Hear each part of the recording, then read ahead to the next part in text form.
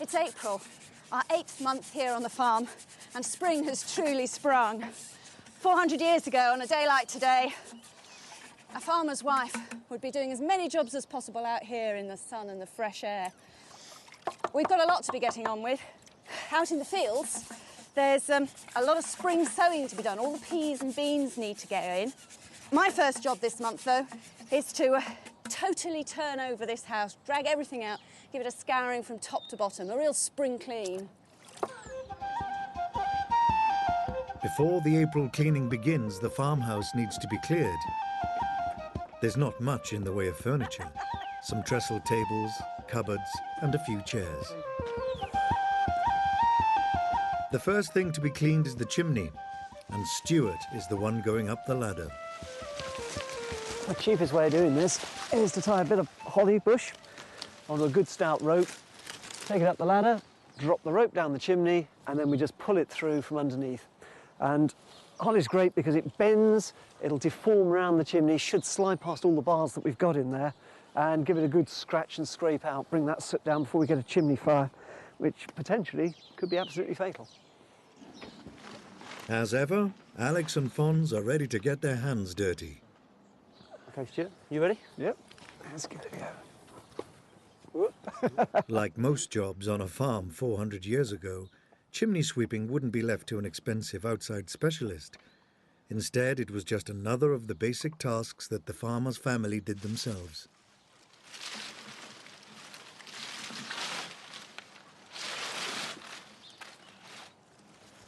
Oh,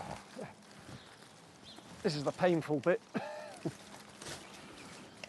Yeah. While the chimney is being swept, Ruth and Chloe are beginning work on the fabrics. Yeah, look at that. You're right there. I don't know. Hang this This down. one. That hasn't got any end, One of has the it? first jobs of spring cleaning, really, is to get all the woolen textiles out of the house and give them a darn good airing. Choose a nice, bright, sunny day so we can blow all the dust away, beat all the bits and bobs out.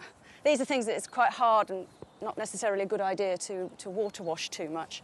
So, hang on, let me put this. Yeah, do you want to pull the pole down for me? In the 17th century, the main textiles on a farm were homespun wool, linen, or hemp. I'm going to get those sticks.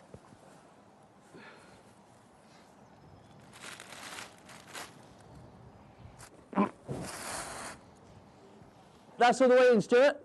Bottom. It's not coming at all. We've absolutely no idea how much stuff is going to come out, but by the feel of it, hopefully in this first go, we should get all of it and we won't need to do it again. Part of the way up the chimney are some bars for hanging meat to smoke.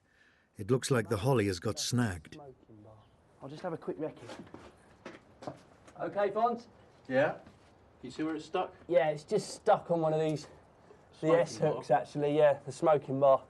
But there we go, it should be free now. Yeah. Come down. Oh. Right. Got you Right, doing. there's certainly a lot of stuff up there. So here we go, but it should come quite easily now, so here we go. Look at that, there's quite a bit there.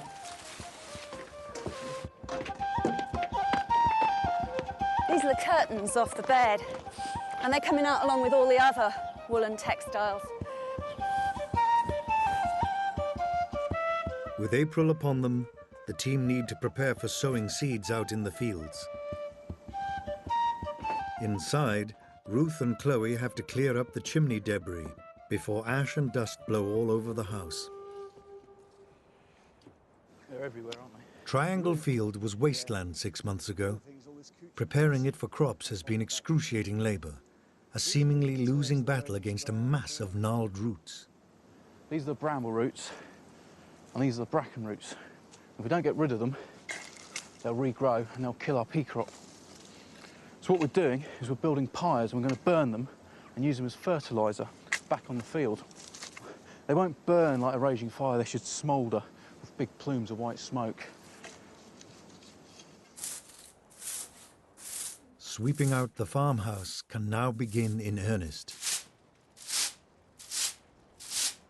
I'm trying to get all the smoke and ash dust off all these little ledges on the wall, you can see, because it's an uneven surface. Obviously, just like nowadays, some people are more house proud than others, and references to people often mention how clean a woman was about her house. So, you know, it obviously mattered to people, and they'd obviously discussed it and gossiped about, you know, Mrs. So-and-so doesn't keep a very clean house, Mrs. So-and-so, oh, she's pristine and lovely. Just like today, really. So it's sort of different sort of dirt. There's certainly a lot more sort of dust, mud and smoke sort of particles than most modern people have. But then again, there's probably less house mites because we have more fresh air coming through, and there's less textiles. There's quite a lot of stuff up here, and it's actually coming down from between the cracks in the floorboards of the room above. So, especially with this broom, it's got quite pointy bits on the ends, and it gets right into the cracks and sort of deposits it on your head, which is delightful. For cleaning about the house, farmers' wives made ingenious use of natural resources. I'm using a goose wing here, just the very end of goose we had earlier on in the year to eat. And it makes a really good sort of duster come small brush. Gets in all the corners. Good for getting out cobwebs and bits that accumulate.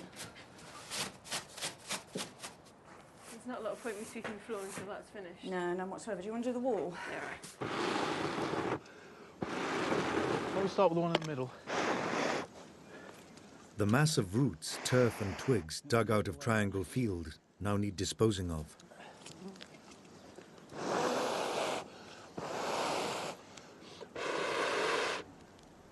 I've just got a strip of canvas which we've just pasted a bit of pitch on and wrapped it around the end of this stick. So it just smokes away. If you need a flame, just give it a bit of a blow. What I'm going to do is I built a sort of flue under these piles, and hopefully the faggots that we've set underneath the pile should get it kick-started. It's not something I've ever done before, so I'm hoping it will. It'll take and it'll smoulder. It will probably, I should imagine, take over a day, if not longer. This one, I think, is on its way.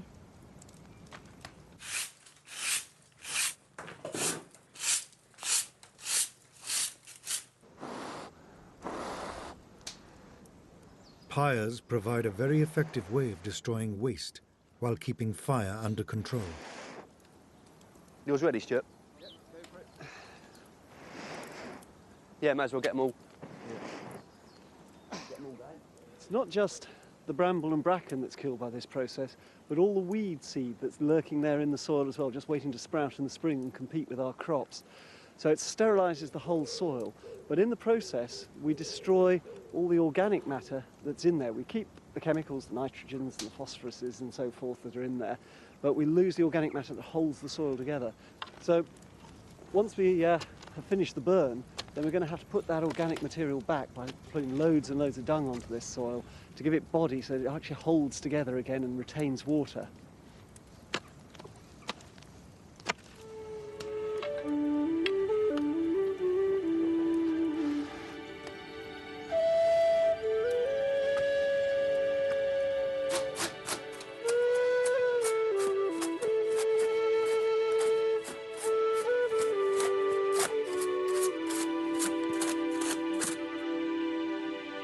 It's the end of a long day.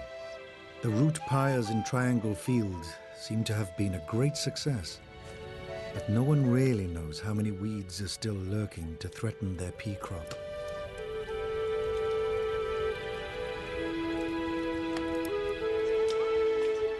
But the farm work isn't over. Fons and Chloe have to mount an all-night vigil over one of their cows who is due to give birth any time now in the cowshed.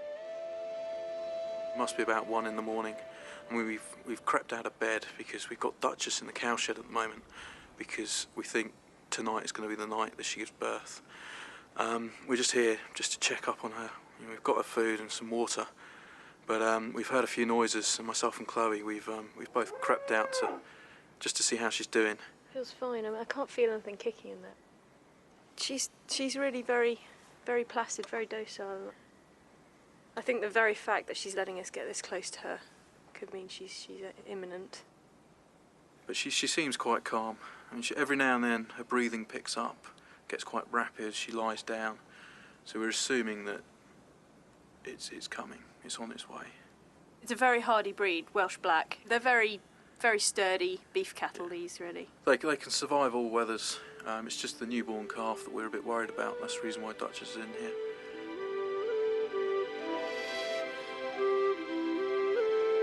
The following morning, and there's no new calf. Duchess remains resolutely pregnant. We've had a sleepless vigil with Duchess tonight, and nothing's happened. I'm going to let her out into the big field now, and she'll rejoin the other cows. Well, we'll see. We'll keep our eye on her, and then probably bring her in again tonight. And hopefully before then I can get some sleep. Duchess has already had 12 calves in the past, so the team aren't really expecting any problems with the birth. But they'd rather be safe than sorry.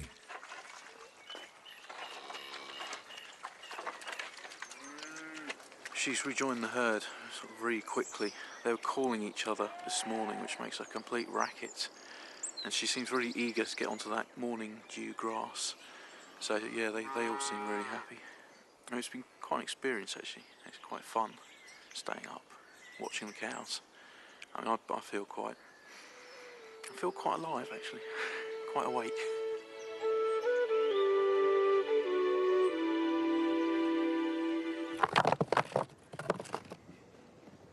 Some of the animals have demolished an old field boundary, so dry stone waller Nicholas McElvenna has come to give Stuart a much-needed helping hand.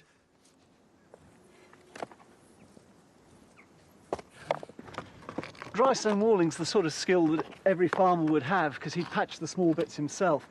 But for the bigger jobs, you'd have labourers who've worked up particular specialities. Some were hedgers and ditchers, some would have been dry stone wallers. So it was one of the ways in which they earned a bit of money to pay the rent. The principles of stone walling are basically you've got random shapes and you're trying to fit them together into a kind of solid form, you know, interlocking, much the same as a jigsaw puzzle. In fact, I used to do loads of jigsaw puzzles as a child, and I attribute that to being able to do stone walls now. Yeah. Other way up. Yeah. Tucking underneath then. You're holding a three-dimensional shape in your head. You see a gap, and you're looking around for that stone. And one way or another, you recognise it as soon as you spot it, and it slots in there quite easily. Big ones for the edge. I fancy that one there. This one? No, beyond. That one? With the layers in strata, yeah. In the Valley's farmyard, Ruth and Chloe continue with their spring clean. Their first task today is changing the beds. 400 years ago, the very, very rich had sort of marvellous eider down, and then lower down it was other sorts of feather beds or feather mattresses. Flock or wool for sort of most sort of farmers, and then right at the bottom for servants, labourers, that sort of person. Cheapest of all was hay and straw. Of course, at the end of the winter, it smells, frankly. Sort of sousty, isn't it? A bit musty. And parasites have, have a chance of building up things like lice if you're not careful. Actually only been here a couple of weeks before I got quite badly bitten around my knees. Anywhere my skin was in contact with the mattress, it was really nasty actually. But 400 years ago, there were things you could do to try and stop bugs invading your bed. It helps to keep the insects at bay, to use insecticides in your hay, otherwise known as herbs. There's quite a number of herbs that have quite strong anti-insect properties. Because this is unimproved pasture, there's no chemicals gone on it, lots of different species grow in amongst the grass, including ladies' bed straw. And it's something that helps with insects and also helps with the smell. It's got a really nice, fresh smell that lasts, well, pretty much all year. Dry stone walls weren't the only way of securing a field boundary. Hedge laying was a quicker option, but where hedges require regular maintenance, stone walls are a much more permanent solution. And the materials needed are quite literally lying around on the fields waiting to be cleared. Once you've brought your stones in off the field, you've put them up into a stable shape. You've got yourself a wall, a barrier, which is going to keep your stock out for probably about 150 to 200 years, maybe with a little bit of maintenance where a cow's tried to get over or trees come down or something, but really it should be a stable block there. bring her straight in there, Stuart.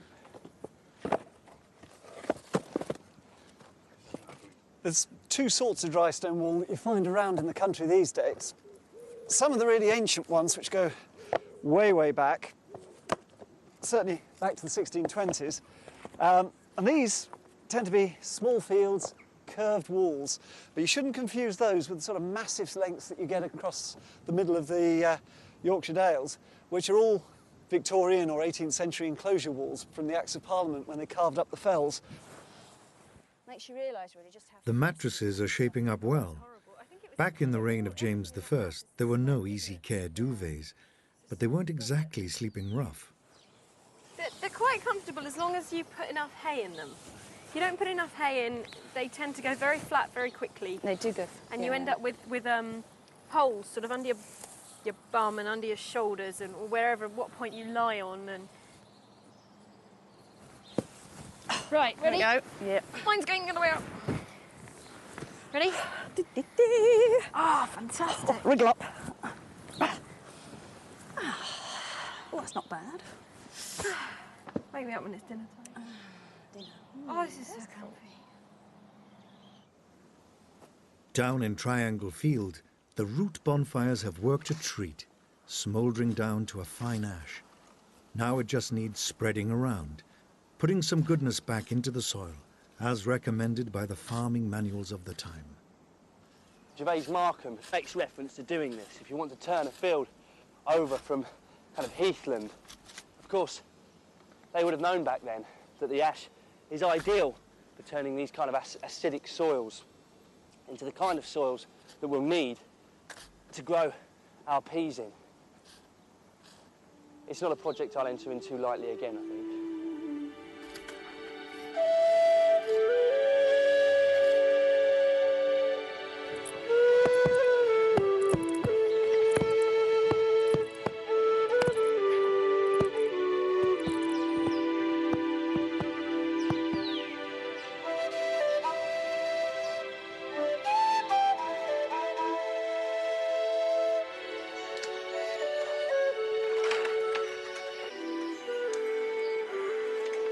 A fresh April dawn marks a special day in the valley with a brand new addition to the farm team. After weeks of anxious waiting, Duchess has finally given birth. Yeah, last night Duchess gave birth to a calf, a bull calf. It was a horrible night last night. Lots of hail, lots of wind. We've got this beautiful new calf. You forget how small they are, very black, so quite hard to see in a black cowshed at night. Duchess seems to be good. She's been resting, she's been eating. I think she's probably eager to get out. It's a beautiful day out there, beautiful spring day. And it's a beautiful day to be born, actually. As of yet, we haven't decided on a name for him. My guess would be Big Ears. He does have big ears. But we'll think of something.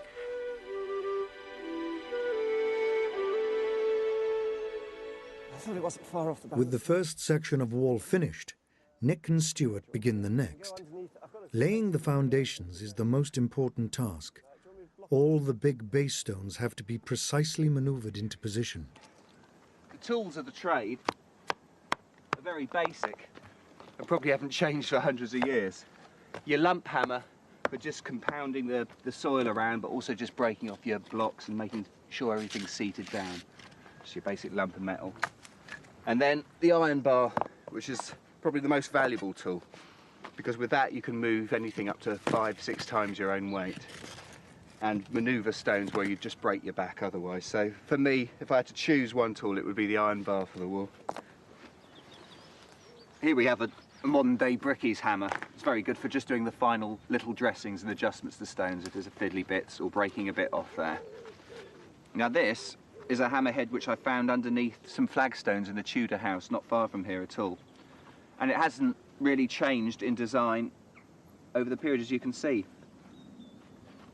The weight and the profiles are exactly the same, and they would have done exactly the same job. Now the tradesman that lost this would have cursed. Important as these tools all are, the most important ones are your hands.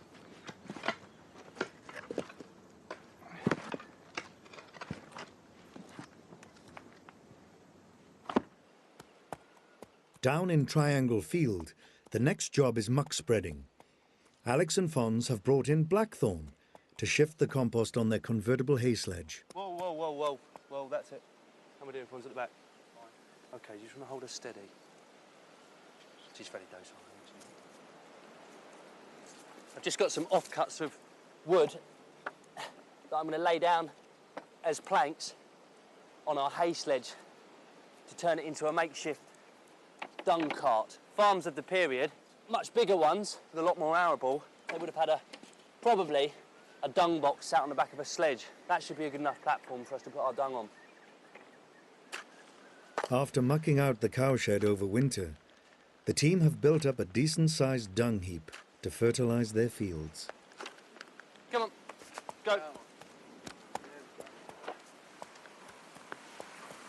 Good girl. Come on.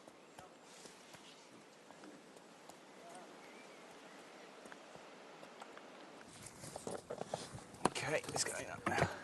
Slowly now, we don't want it going all the way. Just nice and easy. So we're dealing here with about 1/4 to half a ton of stone. And with just 2 bars, we've been able to lift the thing up. Put it more or less exactly where we want. We'll just see. Right, it's moving to me. Do you want to steady it on the other side and slow it down? Get a bit more leverage on this. Now Lent's over, and people 400 years ago kept to it much more rigorously than people tend to do these days. A whole new diet arrives, partly because we've stopped fasting, but perhaps more importantly, just because the turning of the year, there's different foodstuffs available. So it's a completely different diet to what we've been eating, thank goodness. We've got lots of fresh spring stuff from the garden. We've got young veal. We've got lots and lots of milk products and indeed loads of eggs. The chickens are laying nicely now. Chloe's going to make us a salad. She's got some chives, sorrel, salad burnette and smallage out of the garden, which has come nice. And I'm going to start off with a custard. So I'm using up all these lovely eggs. I think that'll probably be enough. And I've got loads of cream and some of the morning's milk. Custard was a really popular dish 400 years ago, just as it is now, really. Just going to flavour it with a little dash of rose water, which is distilled water with the essence of damask roses. I suppose in a modern one you'd use vanilla, but rose water was a much more popular condiment. I'll whisk it all up, and I'm going to pop it in some little tarts. I've baked the cases blind already in the oven, so once I've popped this in, it'll just take 20 minutes, half an hour in a nice cool oven to set the custard. That's it, and whoa, whoa, whoa. Whoa, that's cool. Alex and Fonz's hay sledge cum dung cart seems to be doing the job. But it's going to take plenty of trips with blackthorn to cover the whole field with a rich layer of fertiliser.